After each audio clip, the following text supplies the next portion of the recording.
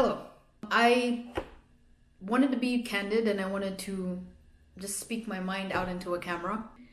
And this time I would love to share why I hate critical race theory.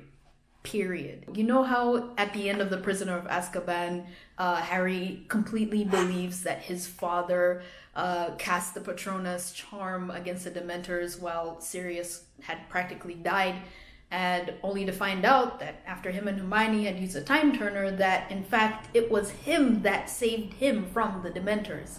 I kind of feel like I'm coming to a point where I expected some sort of hero to fly out of the sky and explain away critical race theory for the whole world. But as it turns out, I do not have a superhero, and I kind of just have to take the hit and say this myself. This is my own personal opinion that formed out of my own personal vacuum. I have not been paid by any establishments to decree that critical race theory is bad. I am just personally fed up with a hypocritical ideology. I just want to put it plain and straight. That's why I feel so prompted to make this video, because a lot of schools of thought have come and gone, but nothing has had the impact and is trying to make the permanence in society as critical race theory. Now, I do want to emphasize the last bit. It is a theory. Not everyone embraces it. Not everyone takes it as fact, but the major megaphones of this movement are forcing people to accept it as fact. Sectors that I really want to speak about right now are the diversity and inclusion industry, where we're having all these specialists come into workplaces and into schools and perpetuating this mentality that really is only just a theory about race, but it comes from a postmodernism background, and then forcing it down people's throats as truth really just kind of gets my blood going. So I wanted to just explain why I personally hate it. I want to exercise my freedom of speech while I still have it, and allow myself to just air out all these things that are just clouding my mind, and I literally kind of can't take it anymore. So the first thing is that I hate critical race theory because I hate racism. I'm not shunning critical race theory because I'm like skeptical of the existence of racism or that I do want to support the KKK. Absolutely not. And one thing critical race theory for sure does is that it brings back racism like a little cycle. It says that in order to remove race, we must elevate and emphasize race even more. I laugh at terms like anti-racism because it really all is just about remagnifying the concept of race. And then we're shunning people who, not even shunning, but ridiculing. I'm sure you'll ridicule me in just a second when I say this word, but we're ridiculing colorblindness. When really this whole race thing started when an individual decided that based on the physical trait of skin color, certain groups of people are better than other groups of people. But now we're taking that and we're saying, let's keep those distinctions sacred and uphold them and emphasize them, and in fact, give these physical traits irreversible, irremovable qualities that you must adhere to like some sort of religion, and you must dance around all these things if you see someone of a certain skin color, and there is nothing that can do away with those differences. Not an erasure of history, not any repentance in the present time. There is absolutely nothing you can do to remove the distinctions between black, white, or any other race group that there is. So that's the first reason that I hate critical race theory, is it really is this mental gymnastics that just gets you thinking about race more than ever. And then the other thing that really gets me going is you can't forgive and you can't forget. I totally lost my train of thought. I just get so riled up when I get into talking about this.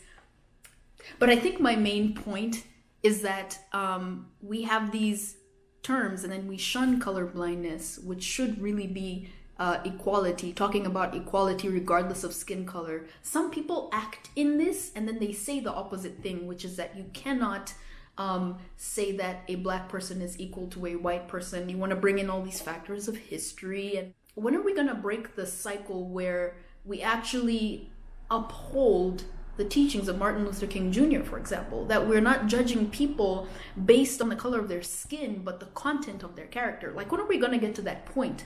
Because if we keep talking about everything that was done to us in the past, oh yeah, that's right, I was going to talk about forgiveness. There is no room for forgiveness. If we cannot forgive and we cannot forget, are we not always going to be literally just bound to the past? And in the past, that was when the most oppression occurred. So you're literally time transporting oppression that didn't even belong to your generation onto you and using that as a sort of a scapegoat, let's be honest, for the reasons everything is wrong in the world. And then you will not forgive. You will not let it go, when in fact, forgiveness and letting go is probably the only thing that will allow you to move forward in this battle of race.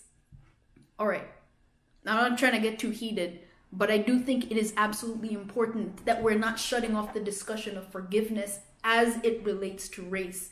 It's one of the reasons I had some live streams last year, and it's probably one of the reasons I am probably going to have some more live streams, is because whenever I brought the topic up, it was like, well, Kimmy, you haven't experienced racism, and honestly, how stupid does that sound? It sounds stupid to me, if you ask. Anyway, I digress. Now I want to talk about postmodernism and the hypocrisy that exists within postmodernism. The fact that we're dealing with a school of thought that says, morality is relative, and then you want to have these definite, immovable rules and sort of form your own religion while saying that religion is the opiate of the masses, I think is absolutely hilarious.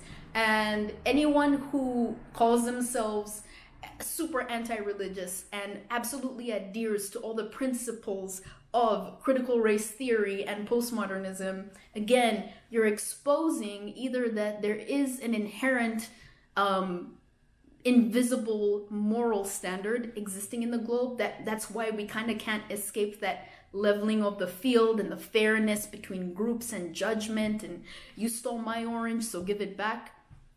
Or you're also just exposing the fact that the postmodernism movement can't be the be-all, end-all of judgment and immovable laws, irreversible laws. Does that make sense? If it doesn't make sense, rewind and watch that again.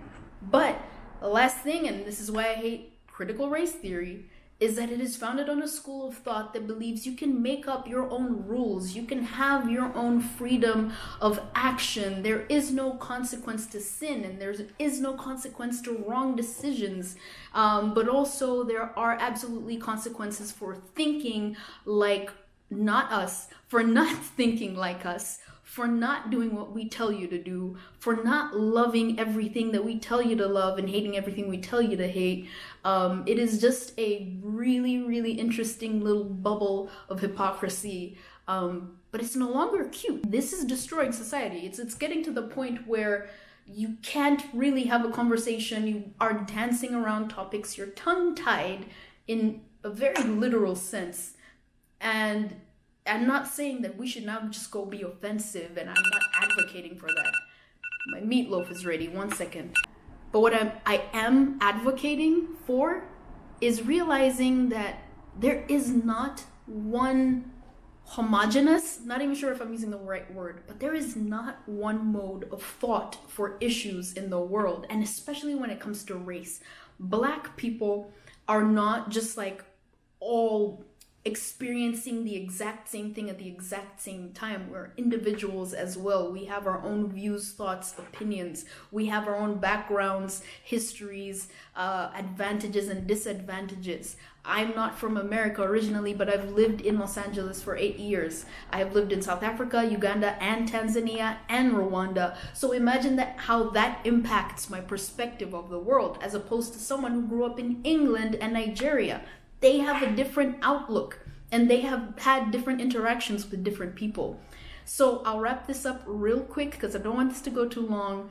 But allow people to have different schools of thought that differ from the thought of critical race theory. And don't forget, it is still just a theory. It is not absolute truth, and it is not absolute fact. Thank you.